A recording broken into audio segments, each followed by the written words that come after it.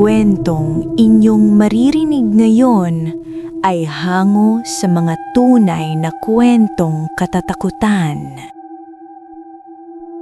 Ang iyak sa likod ng bahay. Tahimik ang baryo ng San Isidro tuwing gabi. Hindi yung tipong payapang katahimikan, kundi yung uri ng katahimikan na parang may nakatingin, may nakikinig, may naghihintay. Ako si Daniel. Lumaki ako sa baryong iyon, sa isang lumang bahay na kahoy, nakatayo sa gilid ng palayan. Sa likod ng bahay namin ay may isang maliit na kakahuyan. Hindi ganun kalalim, pero sapat para matakpan ang liwanag ng buwan kapag sumilip ka sa loob. Noong una, normal lang ang lahat, hanggang sa nagsimula ang iyak. Unang gabi, bandang 12:00, nagising ako dahil sa tunog. Mahina, halos pabulong, parang sanggol. Wah! Napadilat ako. Nakatingin ako sa kisame. Hinihintay kung uulit. Tahimik. Akala ko panaginip lang. Pero maya-maya, wah! Wah! Mas malinaw na. Mas malapit. Napabangon ako. Pawis ang likod ko kahit malamig ang hangin. Sumilip ako sa bintana, diretso sa likod ng bahay. Wala. Puro dilim. Pero sigurado ako, may umiiyak. Kinabukasan, tinanong ko si nanay, "May narinig po ba kayong umiiyak kagabi?" Hindi siya agad sumagot. Parang may iniisip. "Tulog ka lang dapat sa gabi," sabi niya. Iwas ang tingin. "Pero ma," hindi lahat ng naririnig pinapansin. Doon ako kinabahan. Kasi sa baryo, kapag ganyan ang sagot, may ibig sabihin. Pangalawang gabi, hindi na ako nakatulog agad. Nakahiga lang ako, nakatingin sa kisame, naghihintay. At dumating nga. Wah! Mas mahina ngayon. Mas malayo. Parang galing sa kakahuyan. Wah! Wah! Unti-unting lumalakas. Unti-unting lumalapit. Hanggang sa parang nasa mismong likod na ng bahay. Napaupo ako. Nanginginig ang kamay ko. Gusto kong sumilip. Gusto kong siguraduhin. Dahan-dahan akong lumapit sa bintana. At doon ko unang naramdaman. Hindi lang ako ang nakikinig. Hindi ko alam. Pero may nakikinig din sa akin. Tumigil ang iyak. Bigla. Parang may nakaramdam. Napahinto ako sa galaw. Tahimik. Sobrang tahimik. Hanggang sa, wah! Sa mismong ilalim ng bintana ko. Napaatras ako. Hindi na yun normal. Hindi na yun hayop. Hindi na yun simpleng sanggol. Ikatlong gabi, hindi ko na kinaya. Kinuha ko ang flashlight ni tatay. Sabi ko sa sarili ko, titignan ko lang isang beses para matapos na. Pagkatapos ng hating gabi, dumating ulit ang iyak. Mas malakas, mas matagal, mas masakit sa tenga. Wah! Hindi na siya simpleng iyak. Parang may galit. Parang may hinahanap. Lumabas ako ng bahay. Dahan-dahan, tahimik. Ang lupa malamig sa paa. Ang hangin mabigat. Tinapat ko ang ilaw sa likod ng bahay. Wala. Pero naroon pa rin ang iyak. Sa gilid ng kakahuyan. Lumapit ako. Isang hakbang. 2. 3. Bawat hakbang, mas lumalakas ang iyak. Wah! Wah! Hanggang sa nakita ko, sa ilalim ng isang puno, isang maliit na animo, gumagalaw. Tinapat ko ang ilaw at doon ko nakita isang sanggol, hubad, madumi, may putik sa balat, nakaupo sa lupa, umiiyak. Hello? Nanginginig na tawag ko. Walang sumagot, pero tumigil siya sa pag-iyak. Dahan-dahan, itinaas niya ang ulo niya at doon ko nakapako. Hindi normal ang mukha niya. Masyadong maputla, masyadong matalim ang mata, at ang ngiti, hindi ngiti ng sanggol. Tumayo siya, mabagal, parang pilit, parang hindi sanay ang katawan. Wah! Bulong niya. Pero ngayon, parang ginagaya na lang niya ang tunog. Bigla akong nakaramdam ng malamig na hangin sa likod. At may boses, mahina, mula sa loob ng bahay. Daniel, umuwi ka na. Boses ni nanay, pero hindi siya sumisigaw, hindi siya lalabas. Bumalik ako ng tingin sa sanggol. Walang bakas, walang yapak, parang hindi siya naroon. Kinabukasan, hindi na ako nagsalita, pero napansin ko may bakas ng putik sa sahig namin. Maliit, parang paa ng bata, papunta sa kwarto ko. At noong gabing iyon, hindi na sa labas ng galing ang iyak, kundi sa ilalim ng kama ko. Hindi ako agad gumalaw. Nakatayo lang ako sa gitna ng kwarto ko, nakatitig sa kama. At mula sa ilalim nito, wow! Mahina, mahaba, parang may hinihinging tulong o baka may inaakit. Pinilit kong huminga ng dahan-dahan, pero bawat paghinga ko parang mas lalo akong kinakapos. Hindi ako nagkakamali. May nasa ilalim ng kama ko. Unti-unti akong lumuhod. Hindi ko alam kung bakit ko ginagawa iyon. Siguro dahil sa takot o dahil sa kung anong puwersang hindi ko maintindihan. Dahan-dahan kong inilapit ang mukha ko sa gilid ng kama. Madilim, walang ilaw.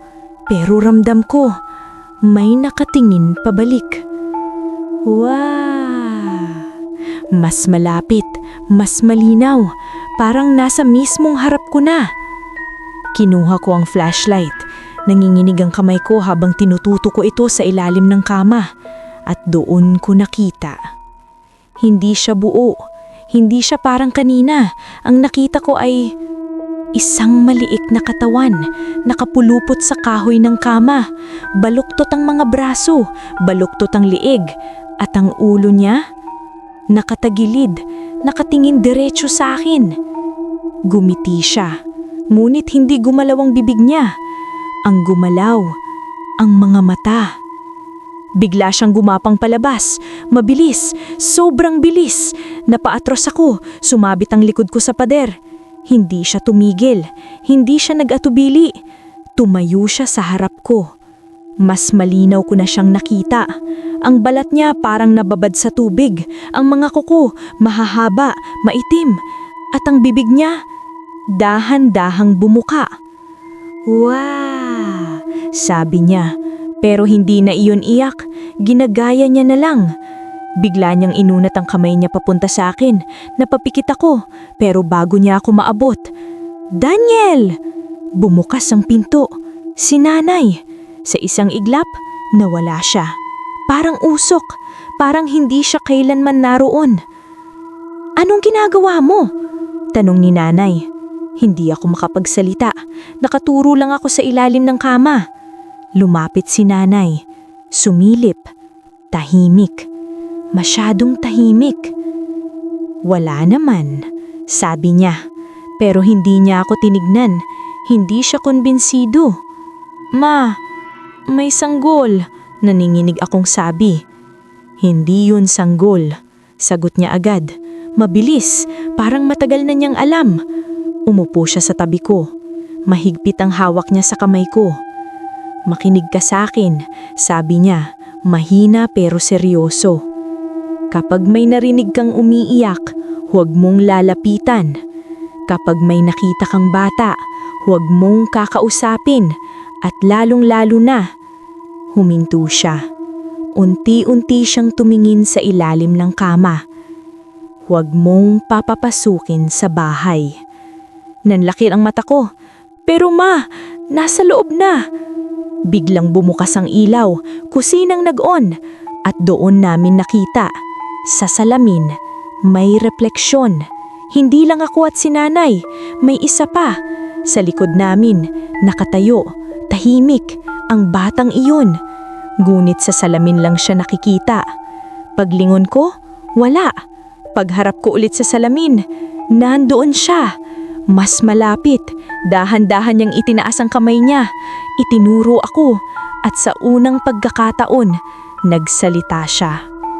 Ma, boses bata pero basag, parang maraming boses na sabay-sabay. Napatigil si nanay, dahan-dahan siyang lumingon sa salamin at doon ko nakita ang takot sa mukha niya. Hindi takot na guni-guni lang, takot na alam niya kung ano iyon. Hindi ka naming anak, bulong niya. Gumiti ang bata. Mas lumawak, mas mali. Bigla niyang binuka ang bibig niya hanggang sa halos mapunit ang gilid at sumigaw. Hindi iyak, hindi sigaw ng sanggol, kung hindi sigaw ng gutom. Biglang pumutok ang salamin, nagkalat ang basag sa sahig, nawala ng ilaw at sa dilim, may naramdaman akong malamig na kamay sa paa ko. Humawak, mahigpit, dumidiin at may boses sa mismong tenga ko. Ma! Hindi ako makagalaw. Ang kamay na humawak sa paa ko, malamig, malansa, parang nabubulok. Unti-unting gumapang pataas sa binti ko. Gusto kong sumigaw. Gusto kong tumakbo. Pero parang may pumipigil sa katawan ko. Ma? Bulong sa tenga ko. Hindi na siya nasa salamin. Hindi na siya nasa ilalim ng kama. Nasa likod ko na siya. Daniel! Sigaw ni nanay. Bigla niya akong hinila palayo. Sa isang iglap, nawala ang kapit sa paa ko. Napabagsak ako sa sahig, hingal na hingal. Lumabas tayo, utos niya. Hindi na siya nagtanong, hindi na siya nag-isip. Hinila niya ako palabas ng kwarto, palabas ng bahay. Paglabas namin, biglang tumahimik ang paligid. Walang kuliglig, walang hangin, walang kahit anong tunog. Pero ramdam ko, hindi kami nag-iisa. Ma, ano yun? Nanginginig kong tanong. Hindi siya agad sumagot. Nakatingin lang siya sa likod ng bahay, sa kakahuyan. At doon namin narinig mulit. Wow! Pero ngayon, marami na sila. Isa, dalawa, tatlo, hindi ko mabilang. Parang may sabay-sabay na umiiyak sa loob ng kakahuyan. Hindi lang siya nag-iisa, bulong ni nanay. Unti-unting may gumalaw sa dilim. Mga anino, maliit, mababa, gumagapang. Pumasok ka sa loob ng sasakyan, sabi ni nanay. Mabilis, matigas ang boses. Ma, ikaw, pumasok ka. Tumakbo ako papunta sa lumang sasakyan ni tatay. Sumakay, sinara ang pinto. Pero hindi ko maiwasang tumingin sa labas. Nakatayo si nanay sa gitna ng bakuran. May hawak siyang rosaryo.